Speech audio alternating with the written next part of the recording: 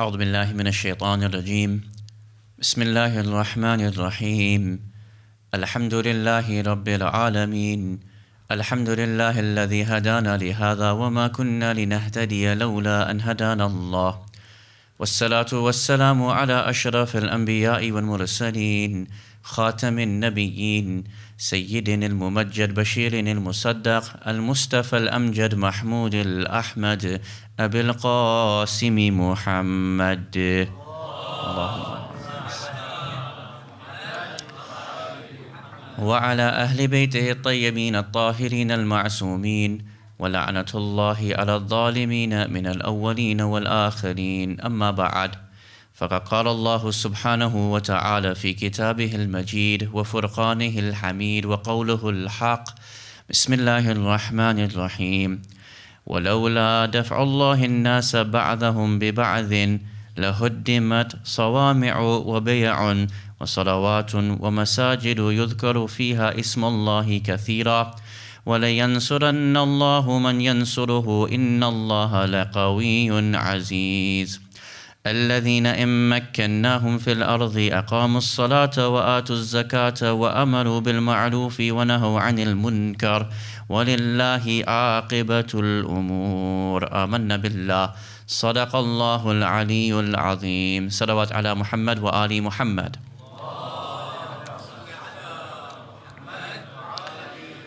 Awaited Savior of humanity, Imam al-Mahdi alayhi salam, my respected teachers, elders, brothers and sisters, Assalamu alaikum jami'an wa rahmatullahi wa barakatuh.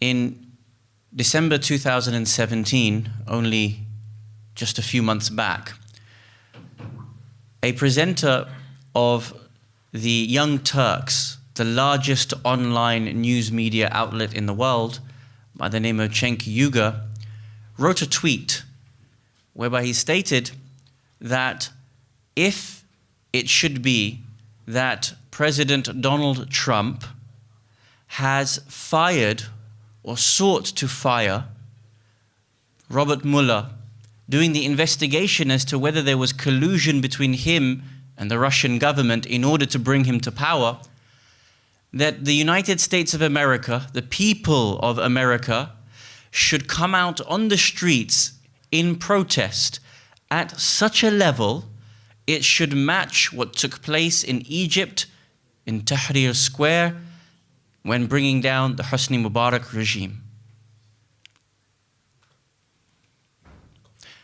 Several decades earlier, at the time of His Eminence Ayatollah Shaheed Muhammad Baqir al-Sadr, rahmatullahi ta'ala alayh, Shaheed al-Sadr and his movement had come together to produce a final push at a revolution which would overthrow Saddam Hussein's government. The idea was that there would be a day whereby the entire Shia community would come out, or the entire Muslim community, whoever opposed the bloodthirsty rule of the tyrant Saddam, and there should be a demonstration on the streets, the like of which would bring out tens of thousands of people on the roads. The idea was that it would march from one point to another, ending the march at where some of the government buildings were. And the idea was that they would storm that building, but of course their plan to do so was in secret. What they stated was that the women would go at the front of this protest, and the men would go at the back. And the women would hold guns underneath their abayas, and the idea, therefore, it would not be seen by Saddam's guards.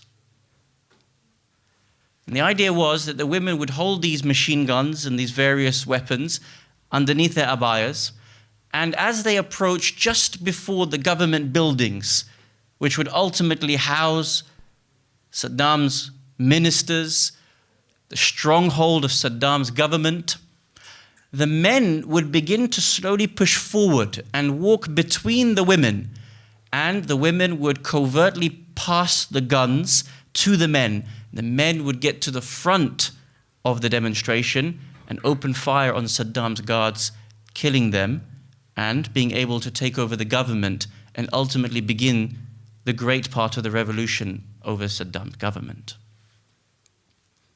Unfortunately, it failed, and history has its own reasons as to why it failed.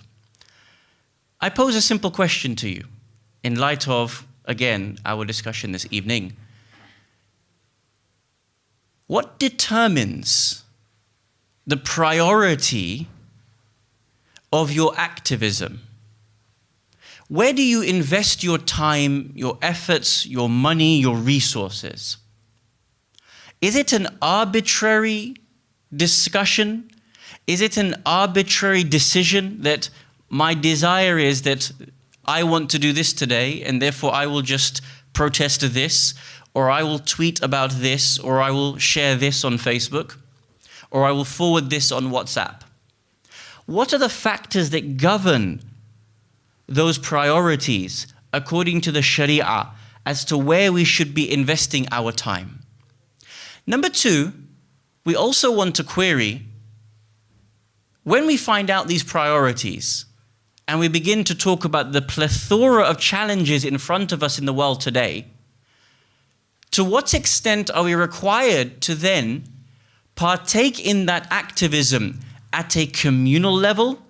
And at what level am I permitted to act in that field at the individual level? Certain priorities would demand us collectively coming together to face that challenge, all of us together. And when one of us, or 10% of us, or 50% of us, or worse, more, fade away from that challenge, then obviously there will not be the unity to be able to deal with those challenges altogether, losing the power base of being able to overcome that challenge. How do we understand and determine when we should go forth collectively and when we should go forth individually? And number three, what determines the level of pushback and activism in a given time?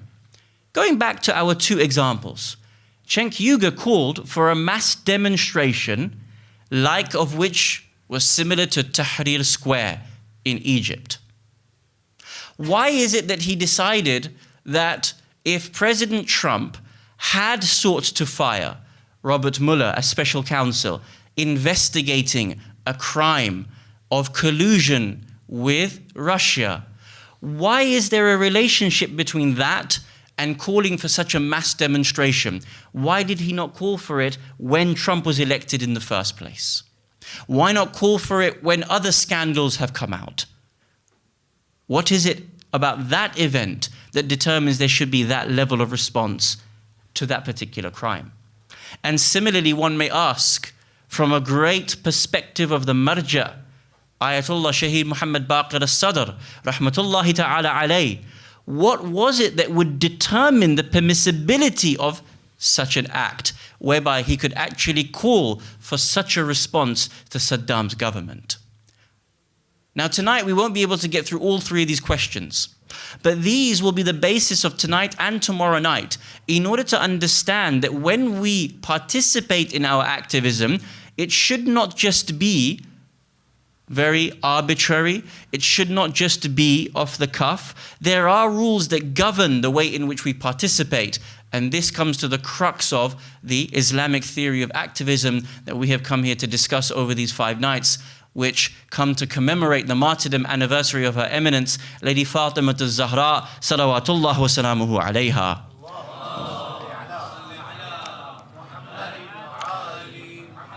Yesterday, we spoke about the reason as to why Shi'ism in the 17th and 18th and 19th centuries had decoupled itself from political activism and trying to participate in government altogether. We also talked about the consequences of that decoupling, in that when we do not participate, a number of things happen. Number one, most importantly, that our vision of Islam is very heavily reduced. And we now think that Islam only has a remit within, for example, majlis and ma'tam and aza or something of that nature. But when it comes to determining policy, Islam has no authority in this remit. Number two, of course, that reduces the way in which ijtihad is being done. And as a consequence, even until today, many of the challenges that we face around the world, we are still in need of consistent research and pushing out the boat of trying to understand the Islamic response. That doesn't mean that the Maraja have fallen short in any way. We are talking about history and the way in which history determines the social understanding, the intellectual and behavioral construct of a community, and why our community is the way in which it is. So therefore, when we talk about these shortcomings or these challenges, what we mean is that the Maraja have provided us now these sorts of discussions on how to be politically active. When therefore we say that we aren't active, it falls upon you and I in the Western context to implement what has been given to us by the Maraja al-Karam. May Allah bless them and prolong their lives.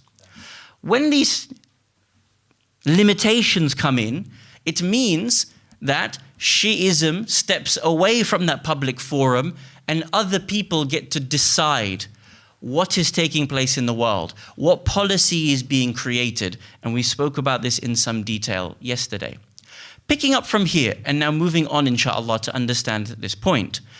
Shi'ism, therefore, is not secularized. Shi'ism is not separated from government and policy at all. And in fact, there are numerous ahadith from Ahlulbayt alayhimus salam commanding us to be able to implement government, commanding us to implement policy, such to the extent that Amir al-Mu'mineen Ali ibn Abi Talib salawatullah wa salamuhu alayhi has entire numerous ahadith, especially around the Battle of Siffin, being asked, why are you going to war against Muawiyah ibn Abi Sufyan? To the extent of which he says, people need rulership, even if it be good or even if it be evil. People still need rulership. If it's good, it's all the more better. But we do need to determine who is the ruler of this land. That means we do need to go to war against Muawiyah, according to the hadith, many ahadith of Imam Ali alayhi salam. Based upon this issue, as we are talking, that there is a socio-intellectual trend that influences Shi'ism until today. It's not just a vacuum that comes after the defeat of Akhbariism as the intellectual lead of Shi'ism, and the Usuli trend came. We mentioned that for a period of time, the Marja'iyya had all but resigned itself from political activity. This lasted up until the year 1890. And from the year 1890 up until 1979, there was a huge trend of engagement in politics, beginning to ask new questions. What is the authority of the jurist? How does the relationship between a jurist and a community take place? How do we now understand the new relationship between the decline of an ummah and the rise of a nation state? All these new questions were being asked, and particular incidents took place. For example, famously, the Tobacco Revolution of 1890. For example, the constitutional crises of 1920. Also, for example, the Iraqi Revolution thereafter. And then coming to 1979, whereby we saw the rise of the Islamic Revolution in Iran at the helm of the hand of Imam al-Khomeini alayhi rahmah, and of course the great scholars and leaders of that time. Conversely, at the same time, taking place in Iraq at the hand of Shaheed Muhammad Baqir al-Sadr, rahmatullahi ta'ala alayh, and of course many of the other ulama and the leaders of that time. This evolution within Shi'i thought was very new. This evolution in Shi'i thought therefore created a number of new questions in ijtihad that would ultimately need answering as to the relationship between Shi'ism and politics, Shi'ism and policy, both at the level of the nation state, but also now at the level of interaction with all the other different revolutions that were taking place outside of Shi'ism altogether. As you know, there was Arab nationalism, Arab secularism taking place, much at the hand of our Sunni brethren, much at the hand of many Islamist movements at that time. And of course, all these new questions had to be created, and all these new questions had to be answered. Shi'ism exponentially grew in those 100 years by virtue of asking these new questions altogether. Ijtihad proposed new solutions to issues. For example, Ijtihad had to come up with new issues about dhar, harm. What is the relationship between ijtihad and harm that comes to a society? Ijtihad in haraj, difficulty upon a society. Ahkam al-thanawiyya, secondary and primary rulings were all but rewritten. Then we also had the issue of wilaiyya, the relationship between ijtihad and authority. All these questions came up. Interestingly, Ayatollah Rafsanjani, may Allah bless him, has a very interesting writing in his books on Wilayat al-Faqih and Ijtihad, whereby he states that when the Islamic Revolution took place in 1979, our own textbooks, Shi'i textbooks, were unable to be able to provide solutions to the new challenges of governing an entire country. Why? Because in the previous decades we had all but left policy and politics. So we didn't know how to respond. It required new ijtihad to come up and respond to these new challenges. The fact that someone is high up and leading, as Ayatollah Rafsanjani states that so openly in his works, tells us where Shi'ism was, where Shi'ism came to, and also therefore the challenges today of Shi'ism itself. Having gone through that history and understood that we are now asking those questions about ourselves, a new paradigm shift has come altogether. We no longer just have the concept of Arab nationalism. We no longer just have the concept of the history of establishing governance. We now have the whole world in front of us that is asking our relationship with the world altogether. We now have shifted from just nationalism to the concept of globalization. How do we understand Shi'ism and global public policy? How do we understand Shi'ism and a global economy? How do we understand Shi'ism and a globalized type of citizenship as opposed to just national identity and citizenship? All these new questions come up, and therefore ijtihad has to respond to these questions. Now, having said that as the introduction, I gave you a homework yesterday. And I'm sure all of you were present here yesterday. I didn't take a register, but I see a few friendly faces smiling.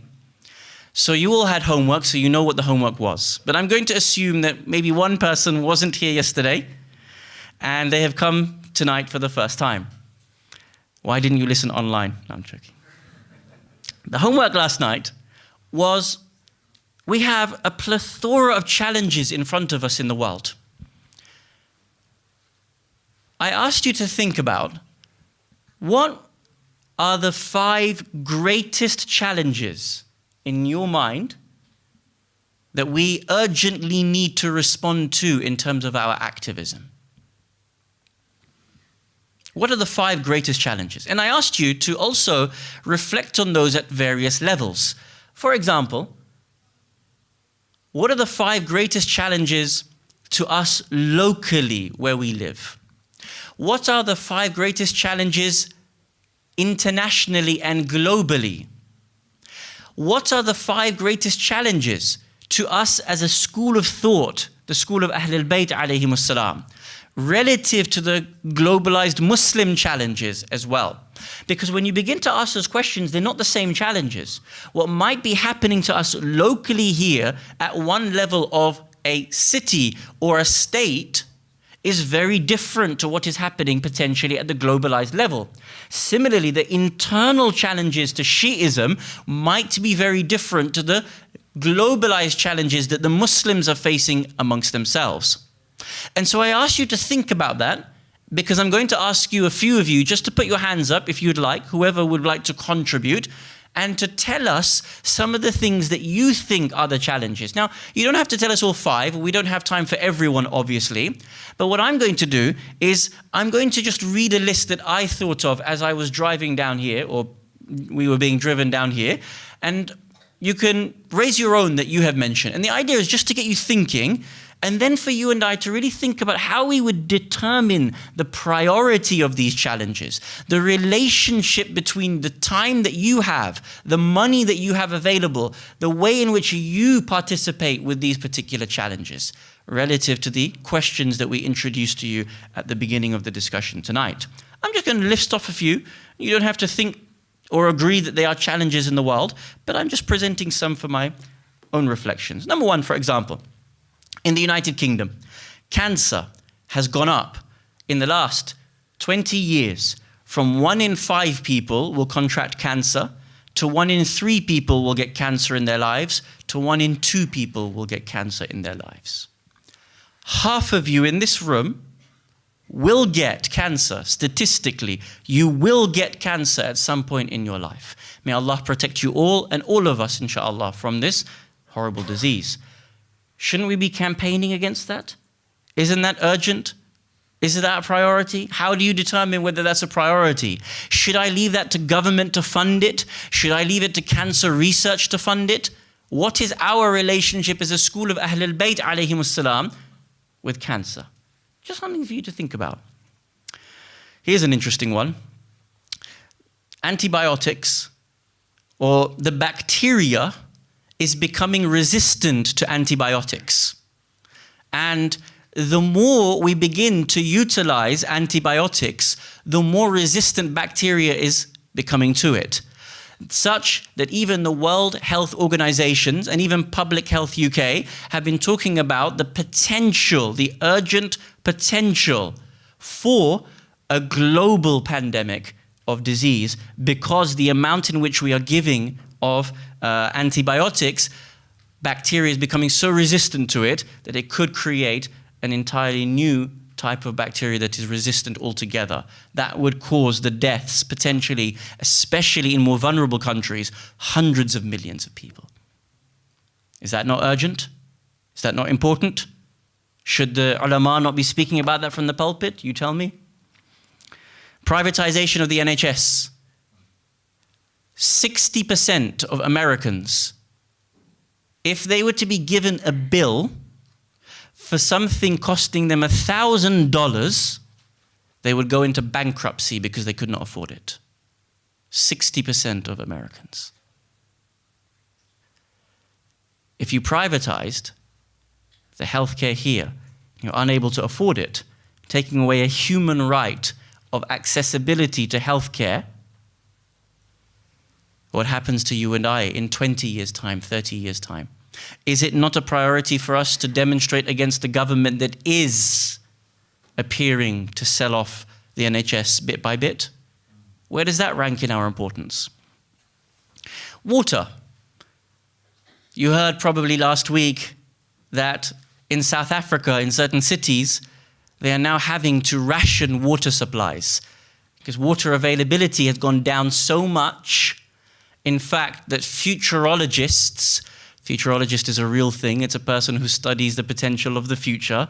It's not someone who waves a hand over a crystal ball and says, you're going to die tomorrow. Futurologist is someone who, in an academic fashion, studies what is going to happen in the coming decades. Futurologists tell us that just as historically oil was the primary reason for war, tomorrow water resource will be the primary reason for war. Global refugee crisis, we spoke about this yesterday. Living wage. In the United Kingdom, those who advocate for a living wage measure it between £8.25 an hour and £10.50 an hour for people to be able to live in a way that rescues them outside of poverty, that if they work full-time, they wouldn't be below the poverty line. In the United States of America, it's between $15 and $25, depending on which institution you read. Bahrain, Yemen, and Palestine. Are they not priorities for us? Animal rights. How many times do we see animals being butchered, being used for research in the wrong way? Aren't we supposed to advocate for those who are weaker than us, that do not have the ability to speak out for themselves? Why would we not investigate and support animal rights? The cutting down of the Amazon rainforest. The Amazon rainforest is being cut down at the current size of the entire country of Wales per year. The entirety of Wales, its size, is being cut down from the Amazon rainforest.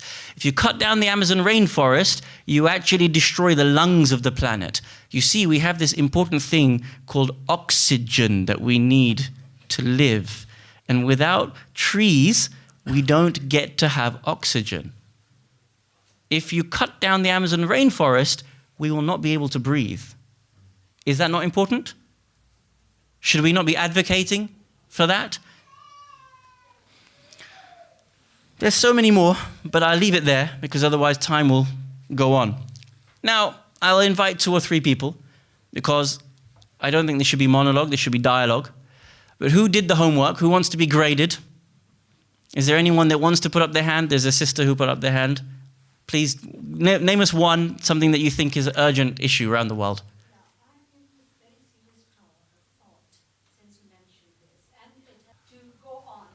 Ahsant. Thank you very much. So here we have an example, a recommendation that we have a global ruling elite that is behind this power, this subjective system that we live within today. And actually, the target should be there. Excellent. Anyone else? Brother? I think this is older population. Overpopulation. Older population. What do you mean? You want to get rid of the older population? People are living longer. People are living longer. The consequence of that is? The consequence of it is healthcare, who looks after them, how they look after. What does Islam say about it? Ahsant. The issue of looking after elderly rights and the care of elderly. Ahsantum. 1 or 2 more. Anyone from the sisters? Yes, please. Islamic feminism. So how women are kind of degraded in our communities and cultures. Fantastic. The issue of women's rights in our own community and globally is a huge issue. So, Shaykh, aren't all of these things inevitable? In terms of the reappearance of our mate. So, what's the... That's a whole different question. The question of, is this inevitable? That's a whole different question. For now, we're sticking to the sequence of the series, if that's okay. And inshallah, so tonight our topic is the question of how do we prioritize our activism? Yes? The rise of materialism against Tawheed. Rise of materialism against Tawheed. Ahsantum. Last one? You had your hand up? Sorry. Sorry? Black Lives Matter. So here we have a number of different examples of the challenges, and there's such a plethora of them, isn't there? None of them are wrong. All of them are in need of response, right? But there's only so many of us. There's only so much time that we have available, realistically. There's only so much funding and resource that we have available. The question here is, from an Islamic theory of activism, how do we judge the prioritization of these things? And how then do we go about systemically making those changes? So tonight, inshallah, based upon those questions, the first thing we want to really ask ourselves is, how do we understand the prioritization of these challenges? Salawat ala Muhammad wa ali Muhammad.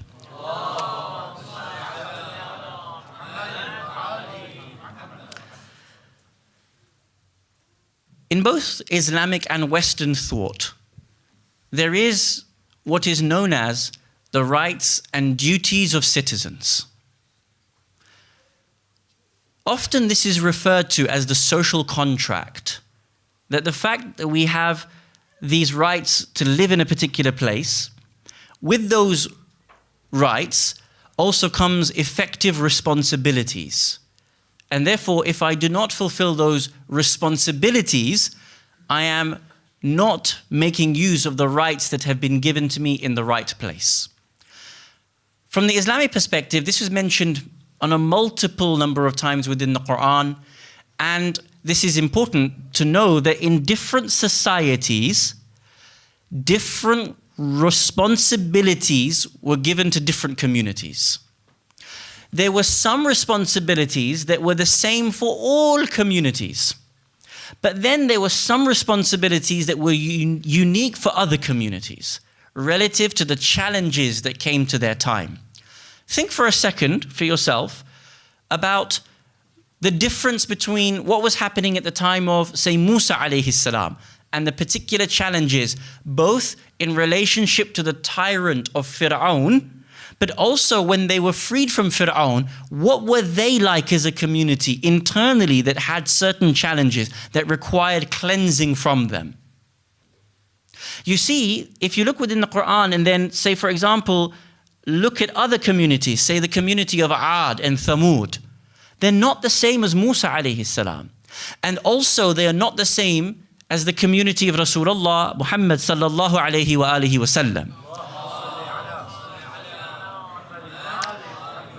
What you find very interestingly, and this is a profound thought to reflect on when you read the Quran, our ulama have mentioned the following, that when you read the Quran and you look at all of these different communities, you will notice that each of those communities, by and large, had one particular challenge, maybe two challenges, at the most maybe three challenges. So for example, challenge of Lut alayhi salam to his community primarily was one, what? The issue of homosexuality and that of all types of its nature. But that wasn't mentioned elsewhere with other communities. That's not mentioned in regards to the people of Banu Israel, is it? It's not mentioned with regards to Ad and Thamud, is it? No. But when it comes to the issues of Ad and Thamud, what were their issues? They particularly had issues when it came to their technological advancements, thinking that their technology was superior to God's power. But that's not mentioned in regards to Lut's people, is it? So sometimes you have relative issues in relative communities. Sometimes you have systemic issues across all communities that need to be dealt with. For example, in all communities, you have the issue of Tawheed. You have the issue of Nabuwah. So sometimes a community has that which is known as being dhabit, that which is stationary, stagnant throughout all times. And then sometimes you have what is known as mutaghayyirat, the challenges which are relative and changing in a particular community. Based upon that, you can now think for yourself about this profound issue. The Quran that was given to the Prophet and to the Muslim community didn't have one problem. It didn't have just the issues of that which was dhabit across all time. It also had all the mutaghayyirat of the previous communities as well. Right? The fact that Ad and Thamud's story was delivered to the Holy Prophet of Islam, it means that even the Muslims had that issue at their time. The fact that the issue of Lut alayhi salam was talked about at the time of the Prophet, it meant in the Muslim community there was also that problem. The Prophet and his community had all these various different challenges. So the first thing for you and I to reflect on is the way in which a community is mentioned within the Quran for its permanent challenges and its relative challenges, which we will start to go through in a minute. Based upon that, a community has its rights and it has its responsibilities. The fact that you are given your rights to live in a community, there are obligations upon you as a social contract to deal with those challenges which are relative to your own particular community and circumstances. The Holy Quran talks about this and states that those communities that deal with those two, the permanent and the relative challenges to its time, they are the best community heralded for mankind.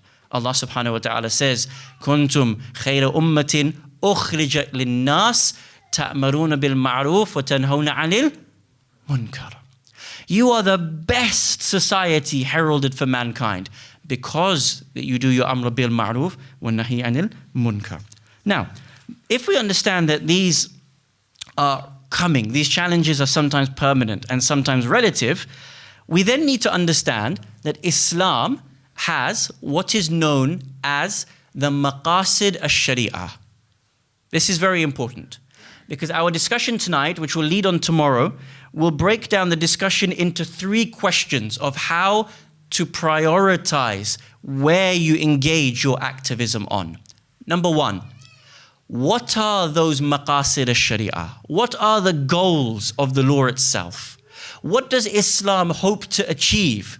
Because if we don't know what Islam wants to achieve and what its actual priorities are, then we don't know the relationship between the challenges of the time merging with those goals that Islam has.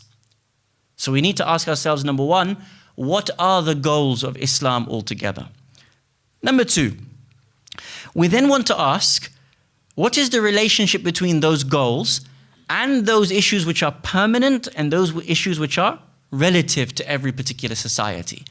If a new challenge rears its head, how do I know whether that's challenging the greatest goals of Islam or a medium goal or a lower goal? And therefore, if it's challenging the greatest goals of Islam, we as a community must put our emphasis on responding to that particular issue. How do we understand the relativity of time?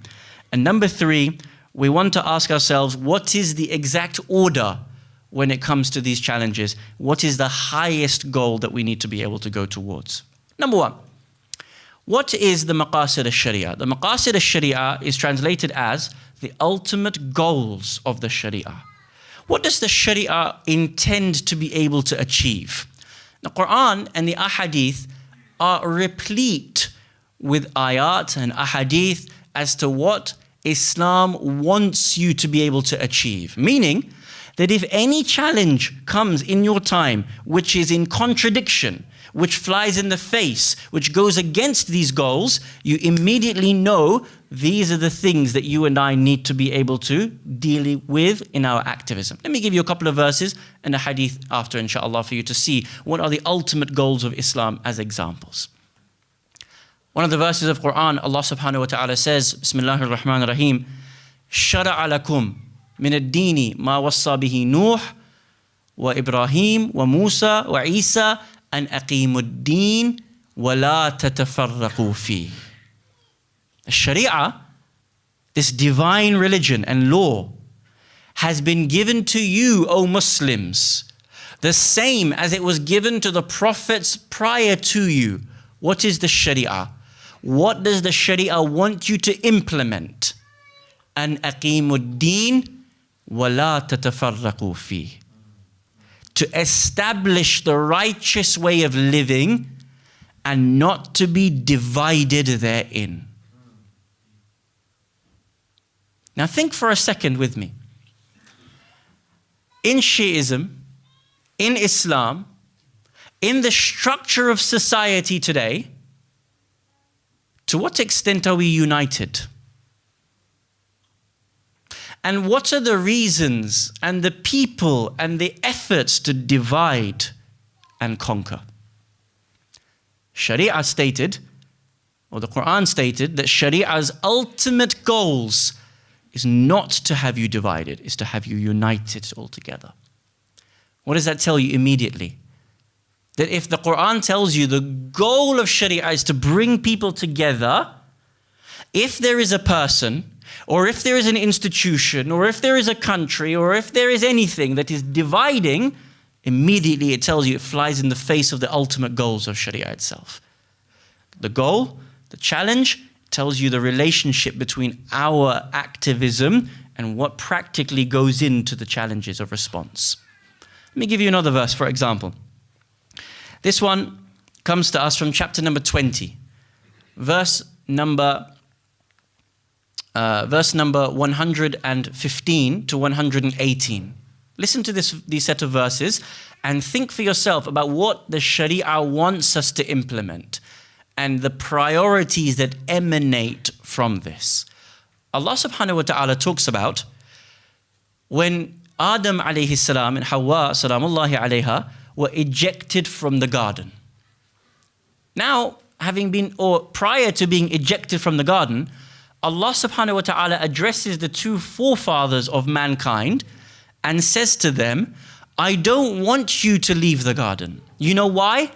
Because when you leave the garden, there's going to be difficulties for you, and I don't want you to go through the following 4 difficulties. Look at these human rights that the Quran talks about. Allah subhanahu wa ta'ala says, Bismillahir Rahmanir Rahim, فَقُلْنَا يَا Adam, we said, O Adam, إِنَّ هَذَا عَدُوٌ لَكْ وَلِزَوْجِكَ.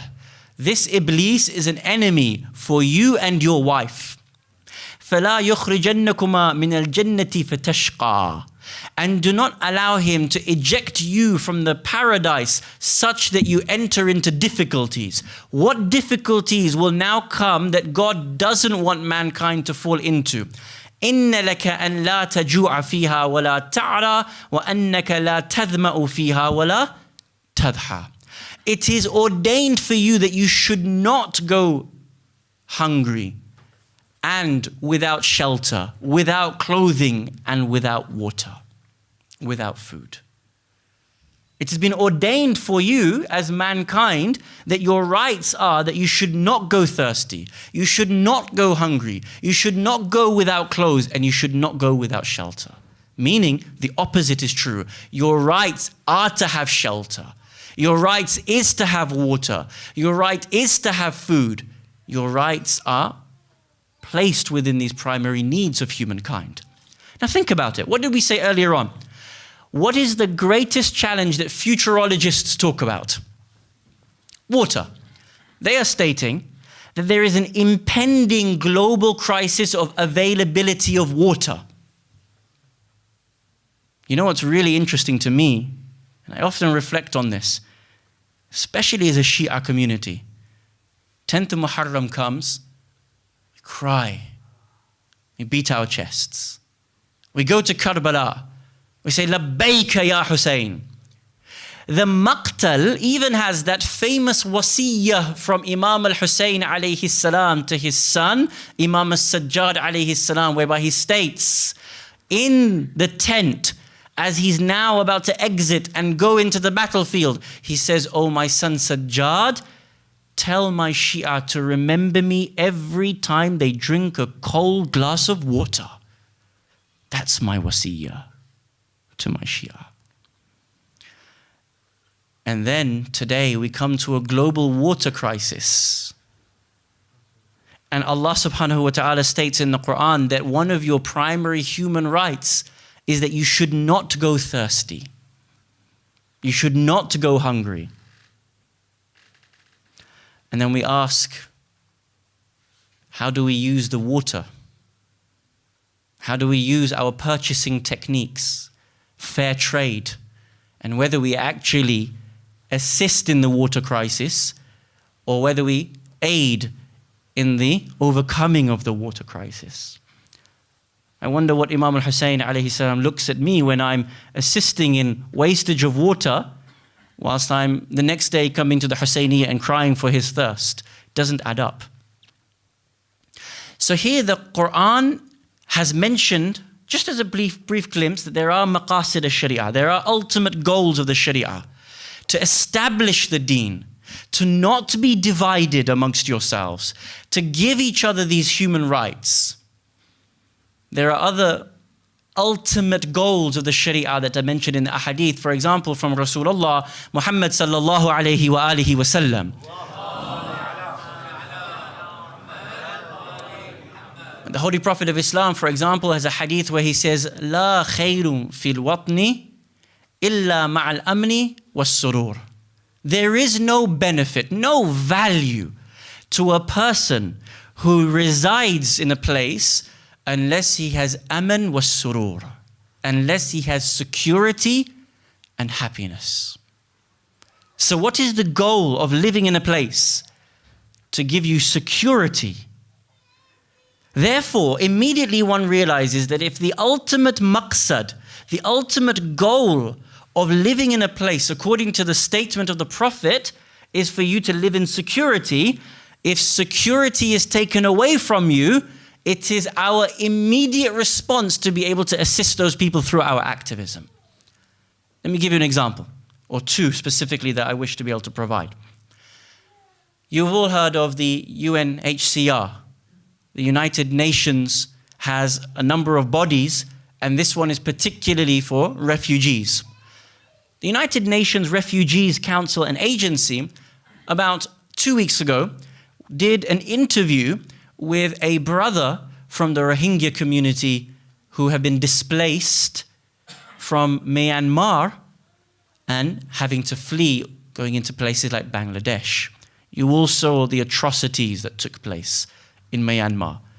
We are talking about babies being ripped from the hands of their mother, being butchered in front of their mother. We are talking about people being burnt alive. These are Muslims being burnt alive in front of their family members and then thrown into mass graves. The UNHCR did an interview 2 weeks ago in a camp, in a refugee camp in Bangladesh. As you may know, there has been an agreement to return 650,000 of the Rohingya back to Myanmar and the other cities over the coming weeks and months. He was interviewed. Listen to what he said.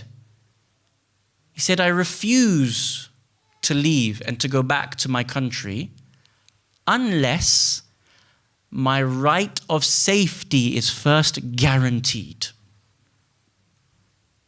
My human right. The Prophet stated, "La khayru fil watan." There is no value to you living in a place illa ma'al amni was sururi. Unless you have aman and surur. You have an opportunity to live in a state of security and happiness. This is the goal. And what do you see is taking place? Immediately, the mind should tell you that if the Holy Prophet of Islam stated that the highest goal of Islam for you to live in a place is to have a basic right of security, and people are not being given security, where does our advocacy lie? Where does our activism lie? Where does our programming lie? Where does our engagement with policy and politicians and government lie? Where do we raise funds for? It should be that the goal and the lack of that thing tells us where our activism lays. Let me give you another example, inshallah.